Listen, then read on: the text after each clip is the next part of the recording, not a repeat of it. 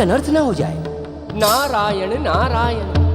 गंधर्वराज, जहां हनुमान जी हैं वहां कभी कोई अनर्थ हो ही नहीं सकता। अर्थात प्रभु फिर कोई लीला रचने जा रहे हैं। लीला तो होगी ही गंधर्व कुमार, और इस लीला से कई और कार्य भी सिद्ध होने वाले हैं।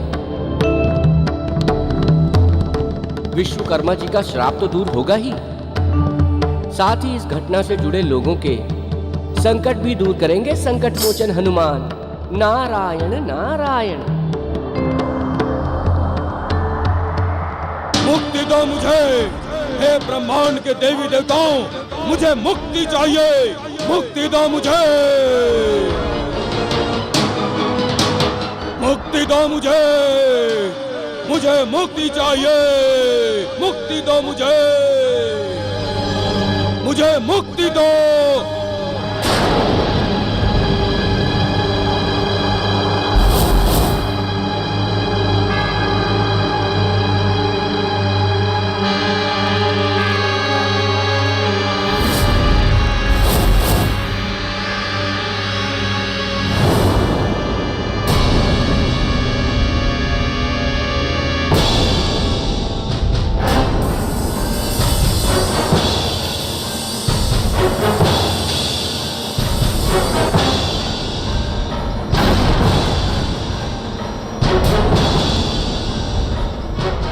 विश्वकर्मा देव मेरा प्रणाम स्वीकार करें।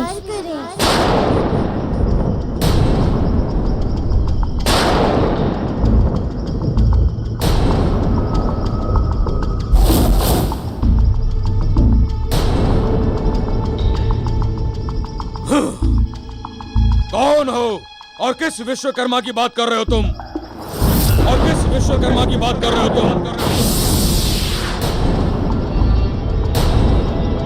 विश्वकर्मा जी तो शापवश सब भूल गए हैं। इन्हें तो स्वयं के बारे में कुछ भी याद नहीं है। ये तो मैंने पहले सोचा ही नहीं। सबसे पहले तो इन्हें याद कराना होगा कि ये विश्वकर्मा देव हैं। बालक, इस तरह यहाँ खड़े खड़े क्या कर रहा है? जा, चला जा यहाँ से। मैं क्यों जाऊँ? मैं तो आपसे ही मिलने आया हूँ, आपको आपकी सच्चाई बताने के लिए। मेरी सच्चाई तू क्या बताएगा? और मुझसे मिलने कोई नहीं आता। सब मुझसे डरते हैं और डर के भाग जाते हैं। जा, तू भी भाग जा। सब इसीलिए भागते हैं क्योंकि आपको उन पर आक्रमण करते हैं। जो आप कर रहे हैं वो अनुचित है। बालक, अब तू मुझे सिखाएगा कि उचित और अनुचित क्या है? हाँ, किसी को अकारण मारना आपको शोभा नहीं देता, क्योंकि आप विश्वकर्मा देव हैं। क्योंकि आप विश्वकर्मा देव हैं, देवों के शिल्पी हैं, देवों के शिल्पी हैं। स्मरण तो कीजिए, क्योंकि आप विश्वकर्मा देव हैं, देवों के शिल्पी हैं।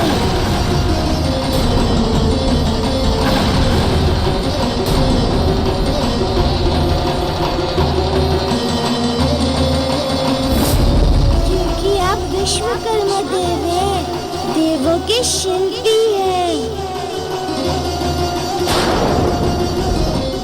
कुछ याद आया आपको? आप विश्वकर्मा जी हैं। आपने इस सूर्य के तेज से विष्णु जी का चक्र बनाया है।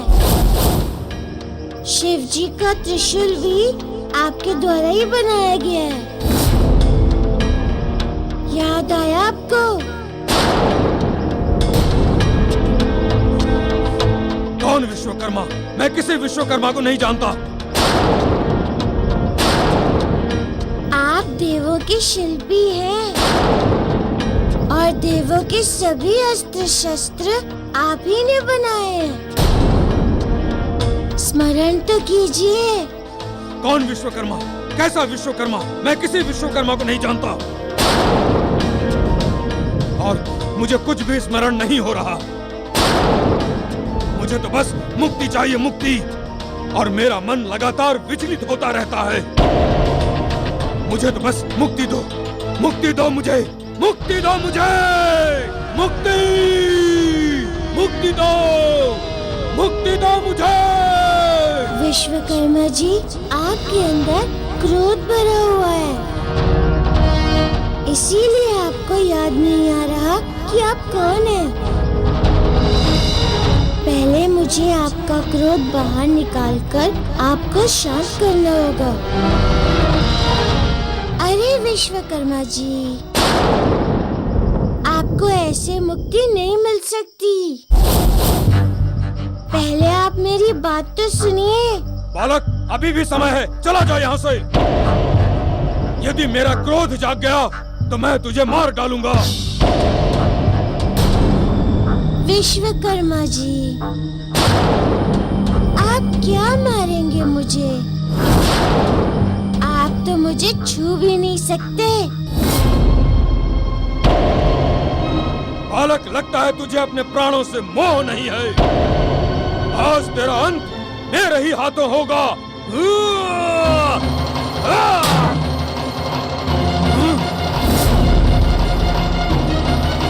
ठहर जा दुष्ट बालक, भागता कहाँ है? अब तू मेरे हाथों से नहीं बच सकता।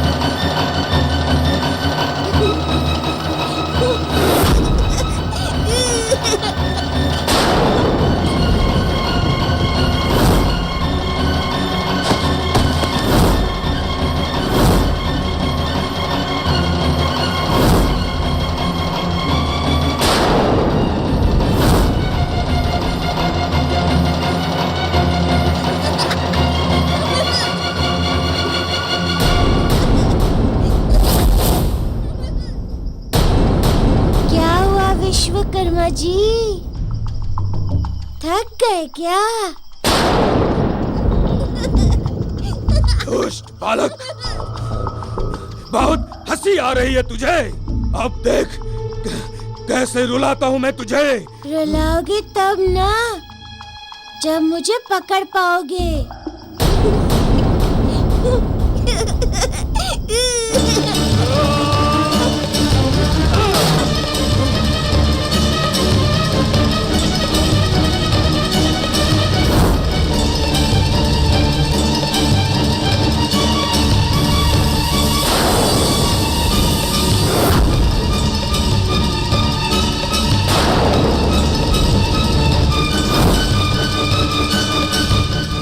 बहुत आंख मिचौली खेली तूने मुझसे, मगर अब मैं तुझे जीवित नहीं छोड़ूंगा, मार डालूंगा तुझे।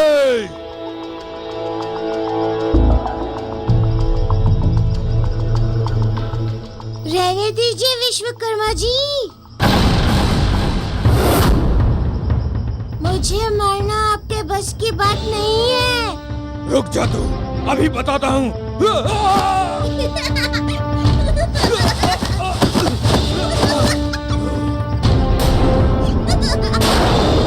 क्या हुआ विश्वकर्मा जी? रुक क्यों गए? सांसें तो पकड़िए मुझे। बहुत धूर्त है तू, मैं तुझे छोड़ूंगा नहीं, चाहे कुछ भी हो जाए। छोड़ोगे तो तब ना, जब आप मुझे पकड़ पाओगे विश्वकर्मा जी। रुक।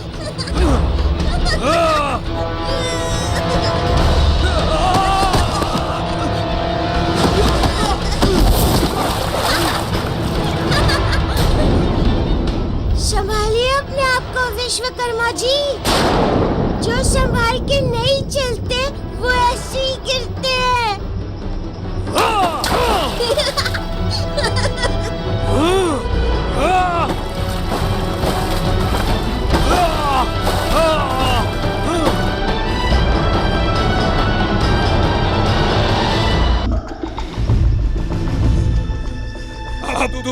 भागेगा बालक? मैं इसी गुफा में तेरा अंत कर दूंगा।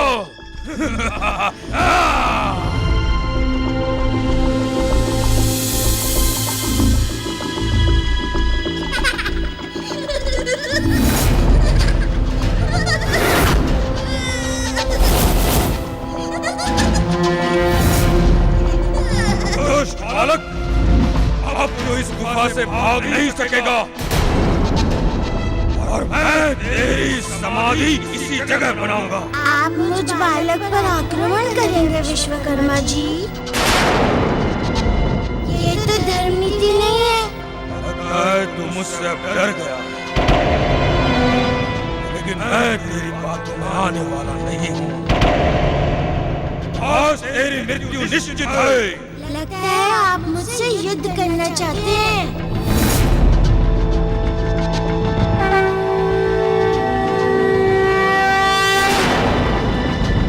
आप तो पकड़ पाए नहीं मुझे। चलो एक गदा युद्ध ही हो जाए। आइए विश्वकर्मा जी, आइए।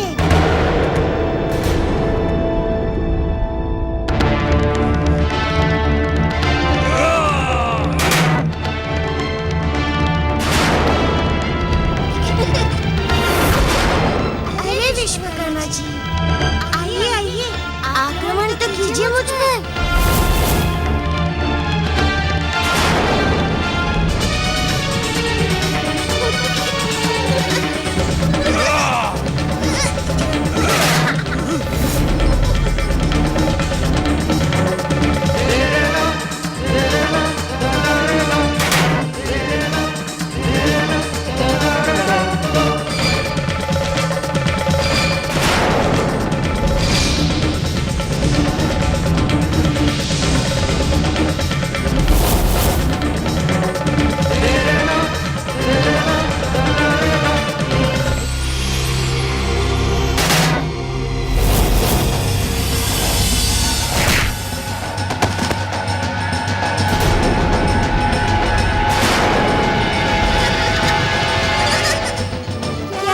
विश्वकर्मा जी, थक गए तो विश्राम कर लीजिए।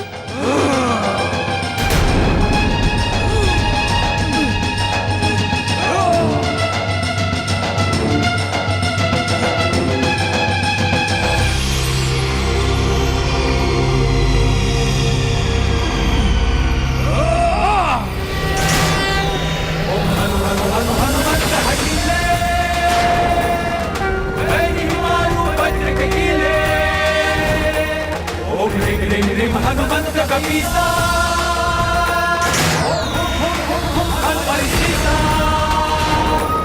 बजरंग बली, बजरंग बली।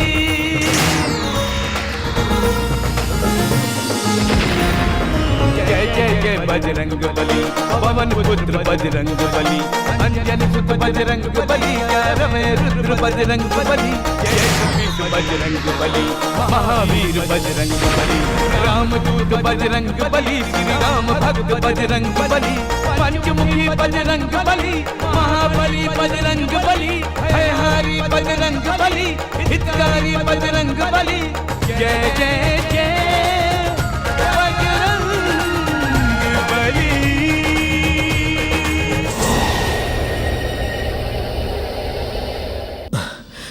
तुम साधारण बालक नहीं हो सकते।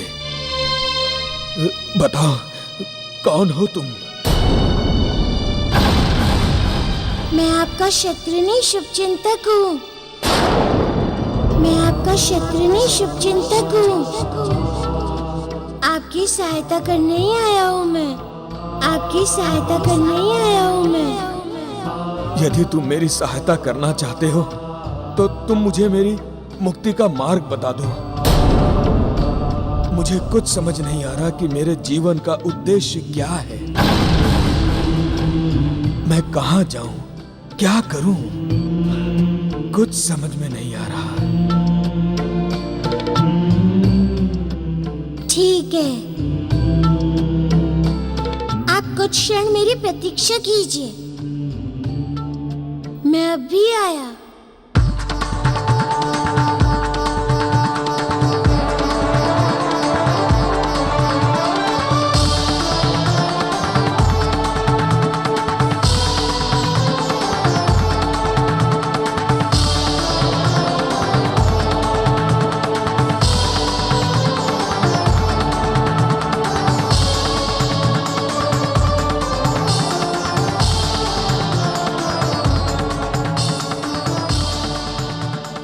विश्वकर्मा जी, ये तुम बार बार मुझे विश्वकर्मा क्यों कहते रहते हो? क्योंकि मैं जानता हूँ कि आपका नाम विश्वकर्मा देव है।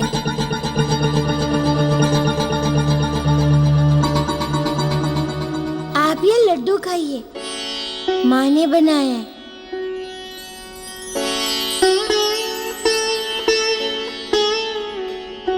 तुम मुझे मुक्ति का मार्ग बता सकते हो तो बता दो। वो भी ज्ञात हो जाएगा। पहले आप ये बताइए कि ये जीवन आप कब से जी रहे हैं? पता नहीं मेरे साथ क्या हो रहा है। पिछले 5 माह से मैं ऐसा ही जीवन व्यतीत कर रहा हूँ। कुछ समझ नहीं आ रहा, क्या करूं? कहाँ जाऊं? अच्छा, आप लड्डू खाइए, आपकी मुक्ति का मार्ग भी मिल जाएगा।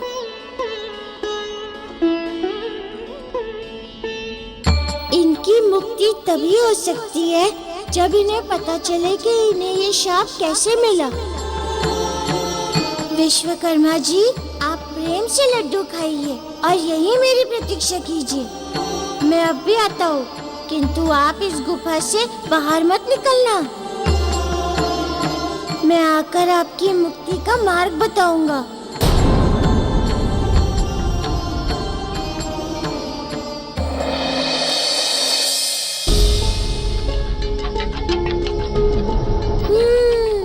जब तक ये पता नहीं चलेगा कि विश्वकर्मा जी को ये शाप कैसे मिला, ना ही उन्हें कुछ याद आएगा, ना ही मैं कुछ कर पाऊंगा। तो कैसे पता लगाऊं इसका?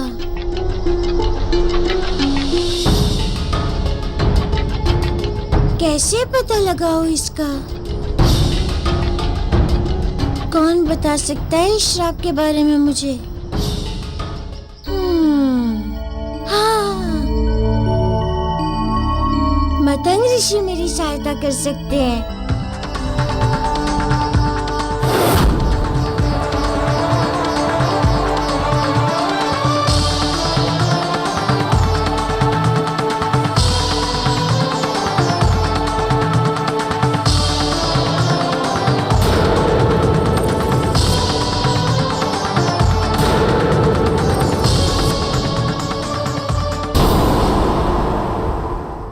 कहिए, मैं आपकी क्या सेवा कर सकता हूँ? ऋषिवर, एक गंभीर समस्या आन पड़ी है जिसे आप भी हल कर सकते हैं। अवश्य प्रभु, मैं पूर्ण प्रयास करूंगा कि आपकी समस्या का समाधान निकाल पाऊं।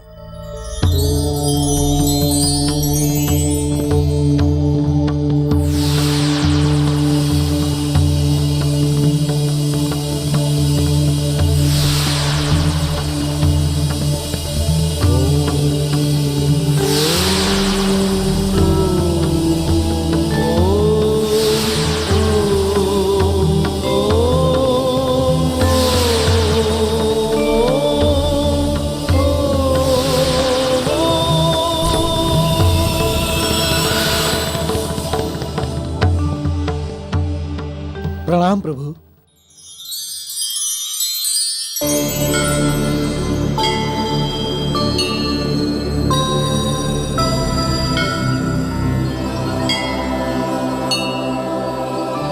आप तो सर्वशक्तिमान हैं, सब कार्य करने में समर्थ हैं। फिर भी अपने भक्त का मान बढ़ाने के लिए आपने सहायता मांगी है। बोलिए प्रभु, मुझे क्या करना होगा? ऋषिवर, देवताओं के शिल्पी विश्वकर्मा जी किसी शाप के कारण वानर के रूप में भटकने के लिए विवश हो गए हैं। हमें ये बताइए कि उनके साथ क्या हुआ? ये शाप उन्हें कैसे मिला? प्रभु, लगभग 5 माह पहले की बात है, जब एक दिन देवलोक में विश्वकर्मा जी ने देवताओं को अपने महल में आमंत्रित किया था। हे देवों, गंधर्वों, विद्याधरों, आप सब इस ब्रह्मांड में अपने अपने स्थान में सर्वश्रेष्ठ हैं। हम आप सबके बहुत आभारी हैं कि आप सबने हमारा निमंत्रण स्वीकार किया और हमारे महल में पधार कर इस महल की शोभा बढ़ाई। विश्वकर्मा जी, ये तो बताइए कि हमें आमंत्रित करने का प्रयोजन क्या है?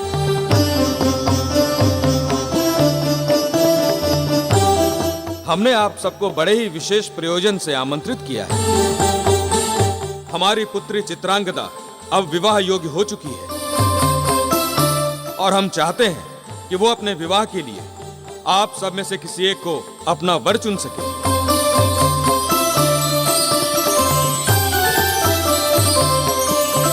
आप कुछ क्षण प्रतीक्षा कीजिए, हम अभी अपनी पुत्री को लेकर आते हैं।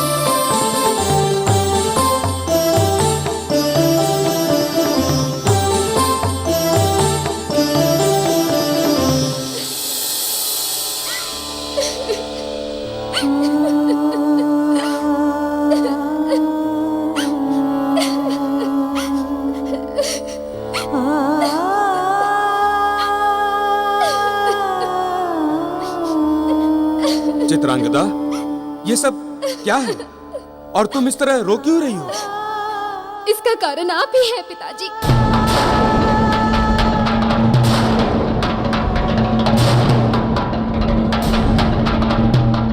ये क्या कह रही हो चित्रांगदा? मैंने आपको पहले ही कहा था कि मुझे विवाह नहीं करना है, फिर भी आपने मेरे स्वयंवर के लिए सबको बुलाया। चित्रांगदा, ऐसा नहीं होता। हर किसी को विवाह करना पड़ता है और एक पिता का कर्तव्य होता है कि उसकी पुत्री एक योग्य और शालीन वर से विवाह करके अपने घर जा सके। सुना है चित्रांगना अपूर्व सुंदरी है। हाँ देवधर, मैंने तो देखा है उसे। देवराज इंद्र के दरबार में भी ऐसी कोई सुंदरी नहीं है। पता नहीं कौन भाग्यवान होगा जिसके गले में चित्रांगदा वरमाला डालेंगी।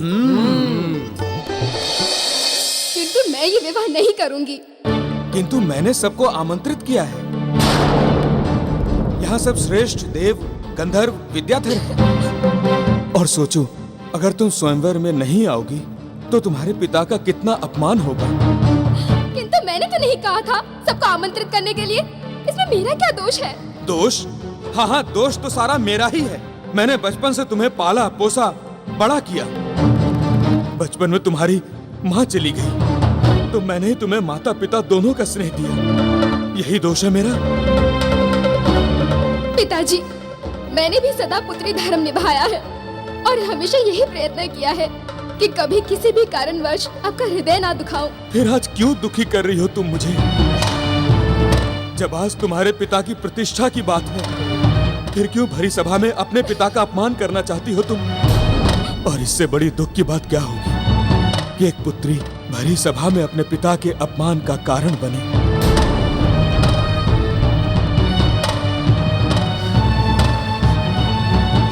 पिताजी, आपका मुझ पर पूरा अधिकार है। आपकी पुत्री होने का ऋण है मुझ पर और मैं ये ऋण अवश्य चुकाऊंगी। मैं विवाह करूंगी, परंतु उस वर के साथ जिसे मैं स्वयं चुनूं। हाँ, ये अधिकार तुम्हारा ही है, किंतु तुम्हें आमंत्रित अतिथियों में से ही अपना वर चुनना होगा।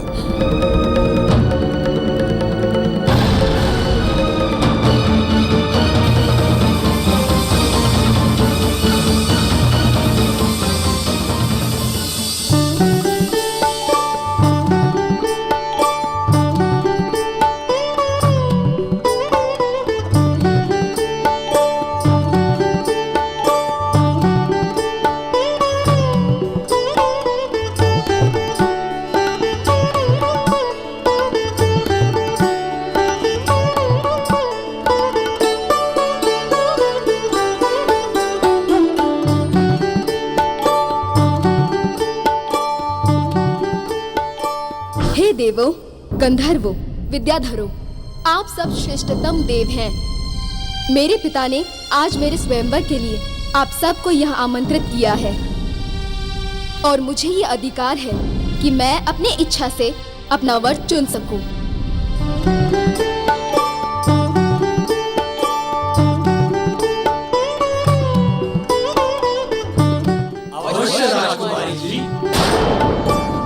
आप हम सब में से जिसे भी अपने योग्य वर के रूप में चुनेंगी वो भाग्यवान होगा।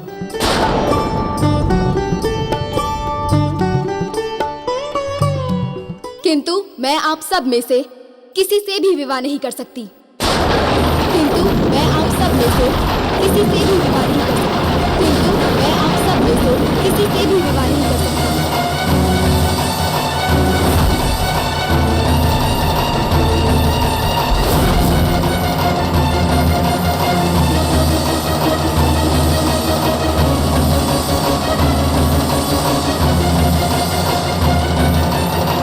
क्योंकि मैं पृथ्वी लोक के राजा सूरज से प्रेम करती हूँ और उसी से विवाह करूंगी। क्योंकि मैं पृथ्वी लोक के राजा सूरज से प्रेम करती हूँ और उसी से विवाह करूंगी। क्योंकि मैं पृथ्वी लोक के राजा सूरज से प्रेम करती हूँ और उसी से विवाह करूंगी।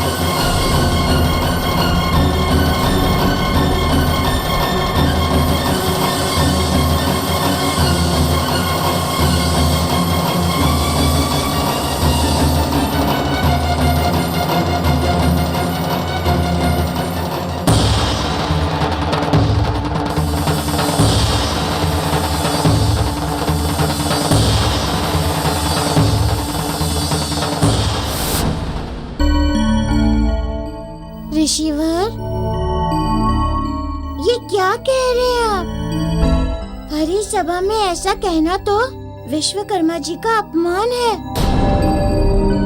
उनकी पुत्री होकर भी चित्रांगदा ने ऐसा किया। यही सत्य है मारुति। चित्रांगदा पृथ्वीलोक के राजा सूरत के प्रेम में बावली हो गई थी, किंतु विश्वकर्मा जी चाहते थे उनकी पुत्री का विवाह देवलोक के किसी देवता से हो, क्योंकि पृथ्वी लोक के वासियों का जीवन बहुत कम होता है, जबकि देवताओं का जीवन कल्प रहने तक होता है। चित्रांगदा के कारण विश्वकर्मा जी का देवलोक में बहुत अपमान हुआ। इसीलिए अपनी पुत्री पर वो बहुत अधिक क्रोधित हुए। फिर क्या हुआ ऋषिवर? एक दिन पुनः विश्वकर्मा जी ने चित्रांगदा को समझाने का प्रयास किया। चित्रांगदा, तुम समझने का प्रयास करो पुत्री। पृथ्वीवासियों का जीवन बहुत कम होता है, इसीलिए हम पृथ्वी को मृत्यु लोक कहते हैं। पिताजी, मैंने वचन दिया है विदर्भ के राजा सूरत को। वे महान सम्राट हैं। पुत्री, पृथ्वीवासियों का राजा महाराजा कितना भी महान क्यों ना हो, किंतु जो पृथ्वी पर जन्म लेता है उसे एक न एक दिन मृत्यु अवश्य प्राप्त होती है। बहुत ही कम समय का जीवन होता है इनका। पिताजी, सच्चा प्रेम अगर कुछ पलों के लिए भी मिलता है तो वो सदियों के जीवन से अच्छा ही होता है। चित्रांगदा, ये सब कहने की बातें हैं। व्यवहारिक जीवन में इसका कोई मोल नहीं है। प्रेम में कोई मोल तोल नहीं देखा जाता। मैं विवाह करूंगी तो महाराज सूरत से ही।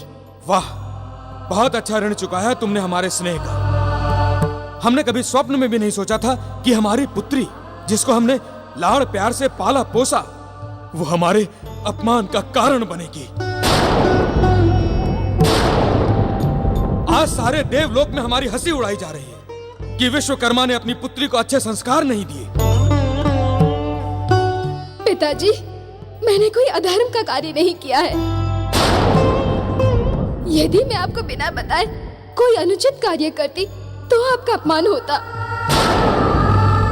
पिताजी, मैं महाराज सूरज से प्रेम करती हूँ और उन्हीं से विवाह करना चाहती हूँ। ये तो आपको भी ज्ञात था। पुत्री, हम देवलोक में रहते हैं और हमारा धरती लोक के मनुष्य से कैसे मेल हो सकता है? कुछ क्षण के लिए प्रेम होना एक अलग बात है, किंतु विवाह के लिए सब ऊंच नीच देखना पड़ता है। पिताजी, प्रेम में कोई ऊंच नीच नहीं देखा जाता। प्रेम तो मन से मन और हृदय से हृदय का मेल है। पिताजी, यदि आप मेरा विवाह किसी और से करा देंगे तो मैं कभी भी सुखी नहीं रह पाऊंगी।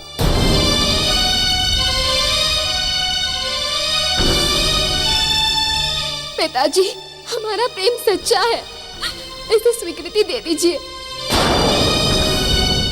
मुझे महाराज सूरत से विवाह करने की अनुमति दे दीजिए।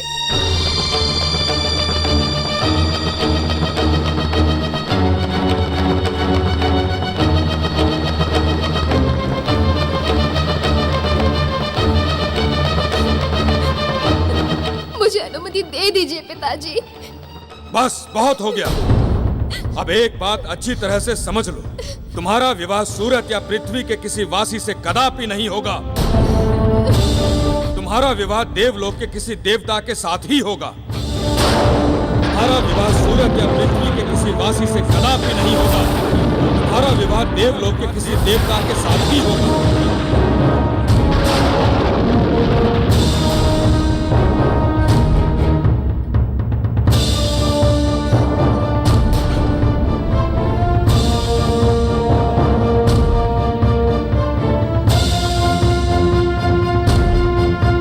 पिताजी, मैं आपका अपमान नहीं करना चाहती, परंतु मैं महाराज सूरत को दिया हुआ वचन भी नहीं तोड़ सकती। मुझे क्षमा करें पिताजी, मुझे क्षमा करें।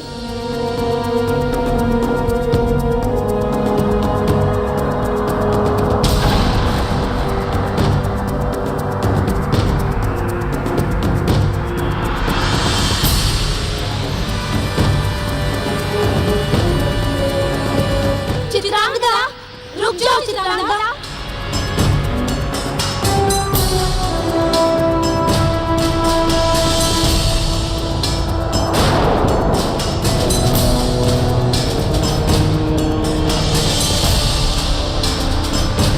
तुम इतनी तेजी से कहाँ जा रही हो चित्रांगदा?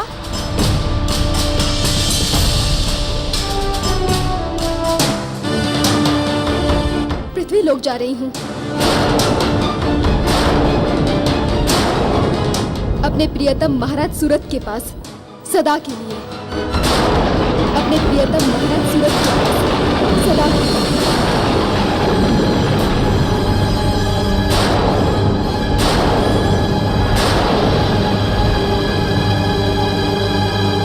ये तुम ठीक नहीं कर रही हो चित्रांगदा। मैं कोई पाप करने नहीं जा रही हूँ। चित्रांगदा, तुम्हारे निर्णय से तुम्हारे पिता ही नहीं, देवलोक और देवताओं का भी अपमान होगा। हाँ हाँ, सब लोग यही कहेंगे कि देवलोक में पृथ्वी के राजा सूरत से अच्छा और कोई देवता ही नहीं है। और फिर अपने पिता की अवज्ञा करना भी अनुचित ही है। मैं तो पिताजी से अनुमति लेना ही चाहती थी, परंतु उन्होंने ही मना कर दिया। मैं महाराज सूरत के प्रेम को पाने के लिए कुछ भी कर सकती हूँ।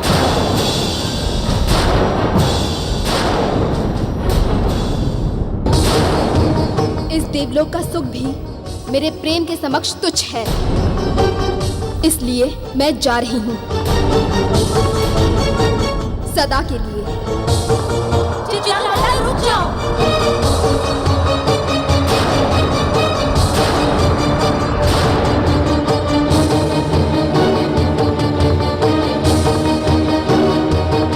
इससे पहले कि चित्रांगदा कुछ अनर्थ कर बैठे, हमें ये सूचना विश्वकर्मा जी को देनी होगी।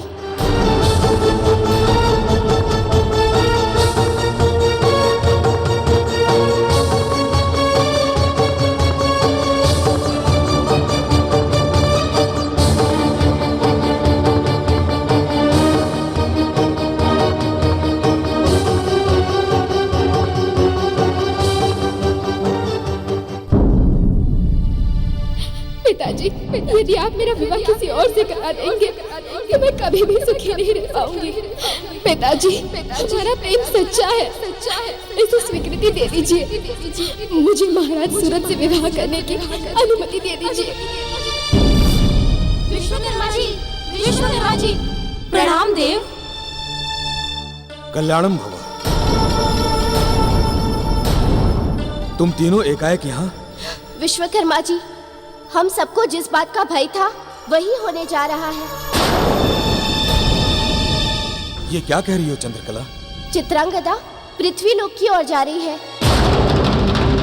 यदि समय रहते हुए उसे नहीं रोका गया तो वो अवश्य ही बहुत बड़ा अनर्थ कर बैठेगी।